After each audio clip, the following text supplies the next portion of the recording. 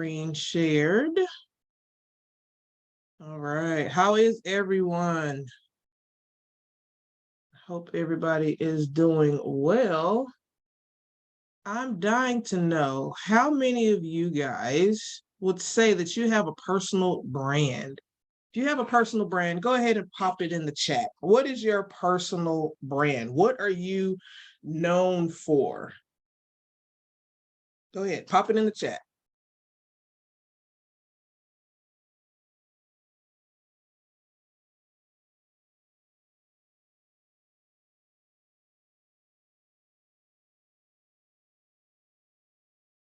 All right, executive coaching, barrel racing coach. I'd love to hear more about that. Is that for your horses, Brianna? Yeah, I agree, Paul. I think everybody has a personal brand that they can leverage professionally or entrepreneurially. So today I'm going to talk a little bit about bridging that gap between teaching students marketing and teaching them entrepreneurship. Did you guys know that 70% of employers are looking at social media to screen candidates? And that was from 2018. So that number has undoubtedly increased due to COVID and just the advancement of technology in general. 43% of employers were actually still looking at their employees' information to check on their current employees. So whether it's right or not, people are looking at your social media as a way to keep tabs and figure out what you're doing and what you're up to. Additionally, the workforce is still changing. It has changed a lot thus far, but it's still changing. So contract workers, project managers, individuals who work for companies and they change more frequently than a full-time job are increasing in the workforce. What does this mean for the academy? What does this mean for us as academics and us as professors? Our students need a personal brand that they can leverage professionally. Not their Snapchat and their TikTok, but a personal brand that they can then leverage professionally. It's really important because not only does it look good for the students, but it also looks good for the program. It opens up more opportunities. So if you have noticed in the last 6 or so months, LinkedIn has an open to work or open to hire that they are helping people brand their profiles to open up opportunities. If students have a personal brand, that also helps them open up opportunities. It builds trust with the audience that's supported by the literature. And then it goes a step further to help brand the school, program, and even the department level. Building a personal brand for students or helping students build their personal brand kind of bridges the gap between marketing and entrepreneurship. If you think about it, a lot of entrepreneurs that start as solopreneurs are leveraging their personal brand to then build their business until the business grows out of the size for the person and the business stands on its own. So how do we actually teach entrepreneurship? How do we integrate entrepreneurship, the mindset, into our courses? I'm glad you asked. That was a question that students have for me all the time. It's really a mindset switch. A lot of times when I'm talking to different organizations and I'm talking to different campuses, they say, we want our students to be career ready. And a lot of times we're training them to be employees. We're training them and thinking about these things and saying, these are the foundations, this is the fundamentals, and then you'll go to your job and they'll train you for what they want. Let's change that. Okay, let's think about this from a perspective of, okay, I'm teaching you accounting to balance the books. I'm teaching you marketing from a social media perspective for how to promote a brand. This is how you do it for a brand, and then this is how you do it for yourself, and then this is how you do it as an entrepreneur. So changing that vantage point to get them to think critically from multiple perspectives can go a long way in helping them establish a personal brand and then opening the doors up for entrepreneurship if they want later on. And then, of course, encouraging them that entrepreneurship is okay. It does not mean that they have to forfeit their career goals, or that they can't also have a 9 to 5 or standard corporate career. They can, in fact, do both if they so choose. But then there are a lot of options when it comes to entrepreneurship as well. This is a graphic from the upcoming courseware that really highlights the different types of businesses that are out there. So of course, we're familiar and we teach our students all the time about the B2B and the B2C, but we have franchises. So a student can start a Chick-fil-A, for example, and be an entrepreneur, but still have their foot in that corporate side of the world. You can do e-commerce, drop shipping, or subscription boxes. I admit I have the bespoke box now, and they have such nice stuff every month. And you get to pick what you want in the box, which is really unique for a subscription box. But then you have the other subscription services like a Spotify. I don't know that I could live without Spotify, to be honest with you guys. I listen to it every morning. It wakes me up on my Alexa. That's a subscription that is integrated into my budget, and the founder of Spotify is resting happily. Subscriptions are a business model that don't require you to necessarily leave your full-time job that a lot of students might be interested in. And then, of course, you have the traditional brick and mortar, where you are going to a retail location and purchasing that way. That one takes a little bit more time, obviously, but it's an option, right? And then we have the gig economy. So if you think about the Ubers, the Lyfts, the DoorDash, the Grubhub, all of these are options that students a lot of times are already taking advantage of, and they're 1099 employees, but they're treating it as if they're employees and not entrepreneurs. So if we teach them in the classroom how to look at both sides of the equation from an entrepreneur perspective, as well as an employee perspective, we'll be making our students a little bit more versatile. All right. So we not only want to take these industry topics and concepts and tell them how to use them on the corporate side of things, we really want to challenge them to create ideas of their own in the classroom, but don't leave it there. Encourage them and teach them how to take that a step further. By bridging the gap between entrepreneurship and marketing, we can do that with experiential learning. We see that a lot in teaching sales, that you are doing role plays, for example. A lot of times in marketing classes, we'll have portfolios or business plan projects. I take that a step further and actually encourage my students to get those things printed and then take those to interviews. I've gotten several jobs when I was in industry by having an actual portfolio. That's not only for graphics or art focused students. Your marketing students can do that as well. If you utilize the Mimic Social and you have reports that you've done analyzing and interpreting graphics for social media, print those out, make them look great, put them in a portfolio, and then that talks to your experience that you've learned in the classroom for a company when you go on the interview, or when you load it to your LinkedIn, for example. Business plan projects. I have students in every class that I've taught create some type of business plan, whether that's a marketing plan for an idea that they have that they may or may not use. I actually have a student that is doing one of my expert sessions, and when I taught her, oh gosh, that was a few years ago now, she was hell-bent on not being an entrepreneur. Professor Riley, why do I have to do this project? I don't want to make a business plan. I don't want to be an entrepreneur. I don't want to work for anybody else. I just want to, I don't want to work for myself. I just want to work for somebody else. And I told her and said, that's okay. You can work for somebody else, but I want you to have this skill set just in case you decide to diversify your income, to have multiple streams of income. I want you to be prepared, and I want you to think like an entrepreneur. Create this business plan for an idea that you may have. And now she has that business, and it's growing faster than she ever imagined.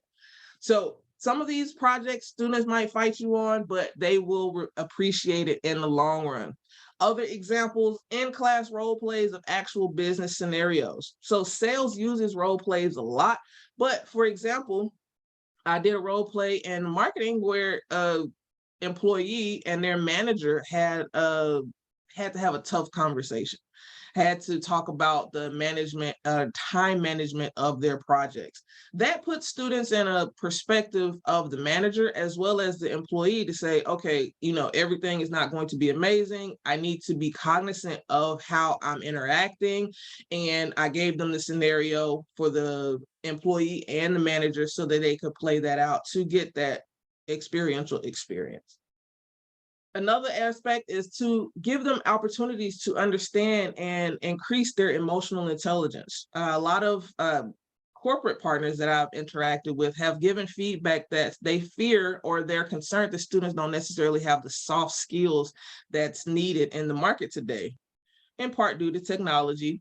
But we can work on that with our students, help them figure out how to address things appropriately. I put up a mock email, or we'll put up a transcript between two people, and then we'll discuss it and analyze it in class. What could they have done better? What did they not do so great at? How could we adjust? What are the underlying implications? What are the assumptions being made, if there are any assumptions being made, to really help them understand that part of communication that goes within every marketing situation, but also from an entrepreneurial perspective to say, hey, you're the boss now. You have to figure everything out yourself. You're not necessarily going to a manager and then letting them handle it. You're trying to figure it out yourself.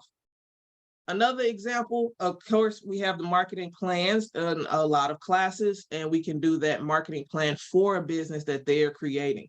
I've had students do it for existing businesses or partner with small businesses before, but I find that if you have them kind of come up with their own concept for a business and not necessarily do everything from scratch. At one university, I had students kind of just describe what they would do for the logo and teaching them color theory and how that works together, making them a better employee from a perspective of understanding some of the background that goes into decisions, but also just being able to think critically and outside of the box and not being told exactly this has to be like this. A lot of students look for that. I open it up and say, hey, figure it out, do some research. Here's the baseline, and then go from there. What do you want? How do you want to make these decisions? And they freak out at first. I'll be honest with you guys. They are like, wait, you're not going to tell me what to do at all times? Hold on. You mean I can make some decisions myself? I can weigh the options? Yes, weigh the options. Let's look at it critically from multiple vantage points and then move forward. And then, of course, I like to teach soft skills and improv games like giving an elevator pitch to be able to talk about yourself, back to that personal brand, and really figuring out what do you want, but also figuring out how to extemporaneously speak to other people and speak to concepts that we have covered in class. And there's a cloud in the atmosphere of employee versus entrepreneur, and we don't necessarily have to pick just one. We can help our students by leaning into what they're already doing. A lot of students are doing part-time work with Lyft, Uber, DoorDash, etc., where they are actually an entrepreneur and they may or may not actually realize it. They're an employee, but they're an entrepreneur all at the same time. And being able to connect those dots and bridge that gap between, hey, you're actually doing entrepreneurship, and hey, you're studying marketing, for example. Let's put those two together to look at it from a different perspective. Teaching students how to be great employees and to join the workforce and have a fruitful career is wonderful. Let's take that a step further, because as an entrepreneur, they're going to be creating jobs. Let's teach them how to be good managers. Let's teach them how to be a great employee, but also how to create these jobs by being an entrepreneur and creating companies. And then, of course, helping them understand the entrepreneurial mindset and the decisions and things that go into running a business helps them be a better employee, because they're not only coming to a job to say, okay, what do you want me to do? Okay, you want me to do X? All right, this is just what I'm doing. I'm just doing X. I'm not asking any other questions. I don't know how X fits into the whole formula of the company. I don't need to know any of that. I'm just doing X. Sometimes that's what's needed, and sometimes companies want that. But sometimes, in a lot of instances, if you look at a lot of job descriptions, they want people to think entrepreneurially.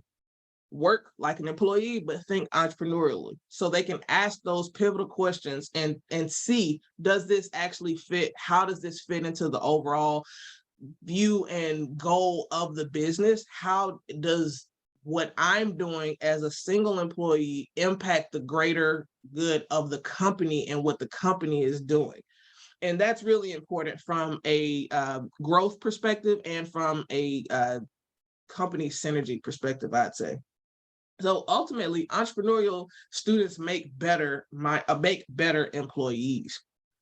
Entrepreneurship involves a lot of skills. So if you teach marketing, if you teach management, if you teach public speaking or interpersonal skills, they all compound on each other and come to a collaboration for entrepreneurship. You are doing a little bit of accounting, you're doing a little bit of finance, you're doing some marketing, you're doing sales, you have to do public speaking, whether students like it or not. You have to creatively problem solve so that you can stay in business. So these are just some of the skills that are being taught or need to be taught if you teach students entrepreneurship versus just teaching them how to be an employee. It also helps them with adaptability. It helps them learn that business acumen that can be such a differentiator in the marketplace, but it also helps them with multitasking. It's said a lot that students now are multitasking more and that their focus is less. But if we teach them and channel that multitasking into productive ways, then I think it will elevate them as employees for this Gen Z that's coming out now. And then, of course, it teaches them how all of these classes merge together for cohesion throughout the business school. So you have a student that is a marketing student and they have to take accounting and they hate it and they don't understand why they need to take accounting. Well, connecting them with that gap of, or bridging that gap of, this is entrepreneurship, this is marketing. Entrepreneurship utilizes all these other aspects. So think about things from an entrepreneurship perspective, and that gets them more invested.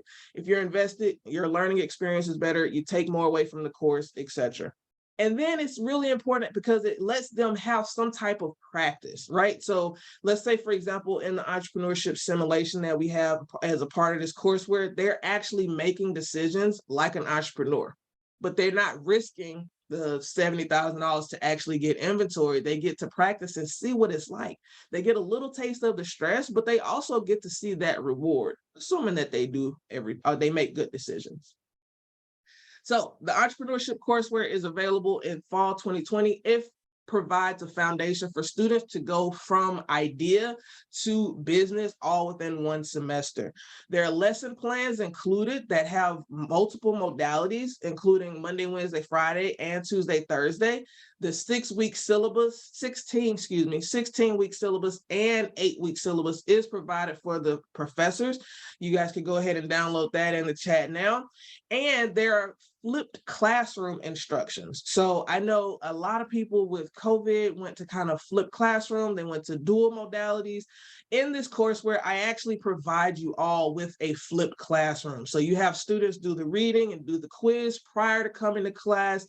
And then if you have a Monday, Wednesday, Friday, or Tuesday, Thursday class, you can do the flipped classroom, which means that you're engaging and keeping students active, making some decisions, having open discussions, and that is already prepped for you. It includes the directions for you as a faculty member, all the worksheets, as well as slides for you to navigate those discussions during class. And then, of course, students can execute their entrepreneurship practice in the simulation. The courseware also features a real-life entrepreneurship storyline. So students will follow Jasmine Abrams, a recent graduate that is wanting to be an entrepreneur, and they will help her make decisions throughout the course. That way, they not only see it as this far in advance thing of, oh, Steve Jobs was an entrepreneur, he started at his garage and now his company is worth millions. They don't see it from that perspective. They can relate to it to say, Jasmine wants to be an entrepreneur, but she has no idea what she wants to do, what she wants to sell. That's where they start at the first chapter. And then it goes from there, and they see her build her business over time, and she makes decisions, or they help her make decisions right alongside what they're reading in the chapter. things like choosing a name, logo, colors. We talk about color theory. We talk about pricing. We talk about research. We talk about addressing your finances and finding funding. So it gives you everything that you need to start your business all the way to growing your business later on. All right, I want to do an activity with you guys. All right, so on the top, you see the A through Z, and on the bottom, you see A through Z. For your first word, find your first letter of your first name. So mine would be consistent because my name is Jen. And then find the last letter of your first name is your specialty area. So Riley is Y. So I would be a consistent consultant. And then go ahead and pop your entrepreneurship personality in the chat for me. I want to see what we're working with here. Jasmine Abrams would be a consistent influencer. All right. Paul would be responsible, charismatic, consistent energy, charismatic retailer, brave vision, determined research. I love this. A brave influencer. Yeah, you have to be brave to be an influencer. Determined employer. Ooh, that's nice. Disciplined vision. Okay, I see you, Tyler. Disciplined negotiator. Oh, Todd, we have to work on that. Discipline at negotiations. It's hard. Negotiations are hard. It's tough. Consistent and undeterred. I like it. Thank you guys so much for participating. It was good to see all of your entrepreneurship personalities. And I will leave you with this. Your brand is what people say when you are not in the room. What do we want students? What do we want said about our students when they are not in the room? What do we want employers to think about our students? All right, and now I'll take some questions. Thank you so much. Oh, thank you, Jen. That was awesome. That was so good. I love that exercise. And figuring out, that was fun to read those words and how those fit together. We'll definitely be posting that on social media. That'll be fun for everyone to participate in. I do have some questions here. If you have questions and you're watching, go ahead and enter them in the chat right now. We did have some comments and I wanted to read them. They were Stu Draper, your co-author and CEO of Stukent, made some really good comments that I wanted to share. He said, I can't think of a better motivator than to tell students, if you want me to open my network to you and make introductions for internships, you need to earn that during this semester. He said, you're spot on. Entrepreneurial-minded students do make some of the best employees. So many of the grads we hire need step-by-step instructions on everything. So that was just in reference to what you were talking about there. Stu has a question. What do you do with students that already have a business? Great question. So for students that already have a business, a lot of times they don't have all of the information prepared. They won't have necessarily a business plan. They might not have it registered. So I ask them or encourage them to go through the exercises with the business that they already have so that we can better develop that business. The idea is not to necessarily start from scratch if they've already started, but let's make sure, let's revisit those documents. If you have those documents, if you have a marketing plan already, let's revisit that and then make that better. What have you done thus far? And then we can analyze what you've done to enhance it for your future endeavors. And then a lot of students already have a little bit of a concept, and it's just a matter of teasing that out and encouraging that, because I think a lot of students are naturally risk averse, and we have taught each other as a society, get a job, go to college, graduate, get a job, get a job, get a job. So they might not necessarily embrace the entrepreneurship aspect, or they might not really, in some instances, they might not know what they want to do. And chapter 1 and chapter 2 helps talk them through how to figure out what you should do if you're interested in being an entrepreneur. Because I've had a lot of students that say, like, I really want to start my own business, but I don't know anything else. And that's where Jasmine Abrams is in the courseware. So they get to see that from the ground up, but just embracing them. And the courseware is really built to meet students where they are, whether they are already an entrepreneur and they want to grow their entrepreneurship mindset and their skill level. They have a concept but have no idea where to start, or they aren't even sure if entrepreneurship is right for them and they are just exploring. Great, thanks for sharing that. And just, we'll put that link in the chat box again for the courseware. Definitely, you'll want to check that out. Go to that link and you can get access to it for when it's out. We have a question, let's see, from John. He says, sorry if I missed this since I came in a bit late, but what can be said to entrepreneurial students who need to know about NDAs, MOUs, and other forms of confidentiality concepts? Yes, great question, John. Those confidentiality contracts and the legal aspects of the course of entrepreneurship are covered in chapter 4 of the course to teach students not only how to protect their ideas, but how to protect and legitimize their business. So I encounter a lot of students and people in general when I help and do seminars for practitioners that kind of have it as an unofficial hustle type of thing on the side. And chapter 4 really talks about how to legitimize your business and protect it. And NDAs is covered as one of those documents to help with that process. Does that answer your question, John? While we wait for John, we'll move on to another. Murray asked, some of the categories listed in the business model have businesses that are not bankable or investable by angels. Should we tell them? Yes, I think in the chapter 8 talks about the financing and the financing that is possible.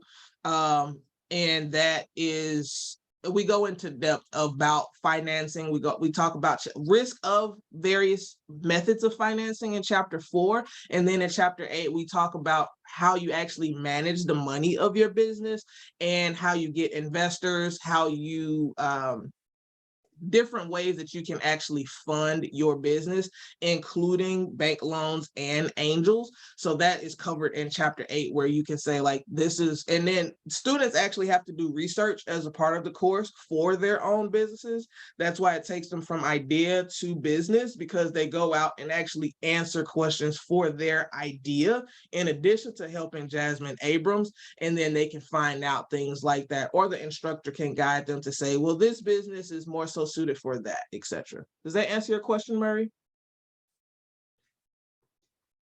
Okay, and then of course, to Stu's comment, we do have NDAs and MOUs as part of the resources. The resource for this course, the resource catalog for this course is very extensive, providing students not only sample documents, but also links and references to everything from LegalZoom and other entities that can help with them. The American Bar Association, for example, where they can actually find a lawyer in their specific zip code, down to vendors for purchasing branded materials and swag for their business, on to assistance and help if they want to register as a minority business, as a women-owned business, and resources for LGBTQ plus business owners as well.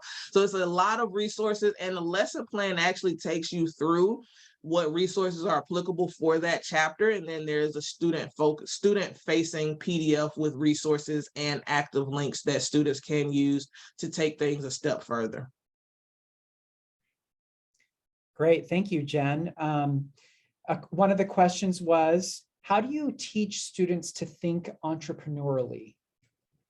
Yep, so I teach students to, it's a little bit of a challenge. It's a more, it's a discussion, right? So not only, I'm not going to give you the answer, I'm going to present a business problem. And then we're going to think about it as the employee, and then we're going to think about it as the manager, and then we're going to think about it as the owner. So really triangulating how we think critically about that problem helps them go towards the entrepreneurial mindset, but then putting them in that situation to say, okay, this is your business, this is your idea. Now you have to make decisions for that business helps as well. I find that a lot of students really expect to be directed and told what they can and cannot do. Opening that up with some parameters, high level parameters, allows them the freedom, and you expect that research to be able to make those informed decisions. So we talk about that, and then those, I find that those fundamentals triangulated together helps with the entrepreneurial mindset for students. Great. You talked about soft skills, which can be hard to develop. Can you share some of the other ways you teach students to develop those skills? Yep. So we do a lot of in-class activity, and that's why I presented the flipped classroom as a part of this courseware, because that gives you the opportunity to not only have students work in groups to work on those interpersonal skills, but gives you the opportunity as the faculty member to interact with them and gain information about the students, so you can better direct them than, let's say, if they were doing a quiz and you're lecturing and they may ask a couple questions. So some of the activities that I do a simulation of a networking event where students are tasked with finding out an interesting fact about another student without just going and say, hey, what's an interesting fact about you? And then we debrief.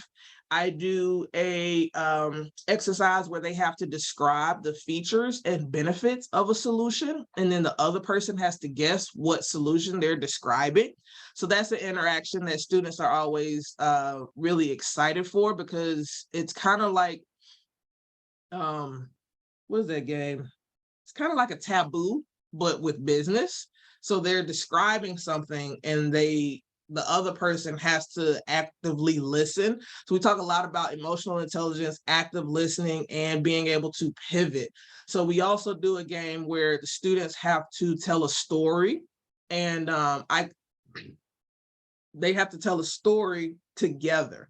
So one person, I'll start the story, and then they have to add to the story over time, developing that extemporaneous kind of skill set to say, okay, I'm listening, now I have to volunteer, and it's not a set thing that I have to, or that I'm told that I have to say. I have to come up with something. So tapping into a little bit of that creativity. And those are just some of the examples for things that I do in class to help build those soft skills. Thanks, Jen. Those sound fun. Murray had a comment, and I'm wondering if you would like to comment to this. He said, getting the money is tough, really, really tough. If they cannot raise money through friends and family, they are wasting their time, in my honest opinion. That's an interesting perspective, Murray. I know a lot of businesses and students that have started businesses that do bootstrap or self-funded type of business. That happens a lot. Self-funding through credit cards is not necessarily the best option, but that's also why we have the simulation, to give students that real life taste of how it feels to start a business. They get seed funding from an investor, an angel investor group in the simulation. So they have that funds, and then they get to use the funds, but they do, based on the algorithm, if they make bad decisions, they can then run out of money. It's a challenge, right? And the courseware is built and written in a way that is encouraging, but also realistic, to say this is the challenge of entrepreneurship. It's feasible, but it's not easy. And I did not want to build the book in a way that would say like the doomsday of entrepreneurship, which we could all do. Anybody that has run a business, anybody that has worked for a business and been involved at the C-suite level knows that there are ups and downs as a part of being in business. But really the goal of the courseware is to educate students as to what decisions they need to make as entrepreneurs and help better prepare them. Thanks, Jen. David asked, does your school hold pitch competitions with cash prizes? Sometimes this can be an exciting way for students to earn seed money. That's a great way. In the courseware, the students have to work on a 30-second to 2-minute pitch, and it will be advised that a school or a department could support that with a pitch competition. Yes. Great. Well, this has been a great session, Jen. A lot of great interaction, and you did an amazing job. I want to just finish with one question. What was it like partnering with Stuart Draper on this project? Stu brings such great experience from starting Stukent as well as his other previous businesses. And I think we have, as a consultant for a lot of smaller businesses, and Stu has a lot of experience with funded and larger companies, we were able to collaborate in a great way to really help triangulate and give students both perspectives throughout the text, because it's needed, right? You don't want your students to start a business that fails, but you also don't want to put the carrot so high that they can't see themselves in the company. So being able to have both of those perspectives has been a very valuable approach for the book. Great. Thanks, Jen. I'm really excited for this courseware and simulation. Stu did leave one comment that said, network with angel funds. They want to meet your students. So just one last little piece there. As a reminder, check the link. If you're interested in this course, this is going to be fantastic courseware and simulation for your students, unlike any other. So click the link if you know you want to get that, or if you want to learn more about it with one of our course consultants.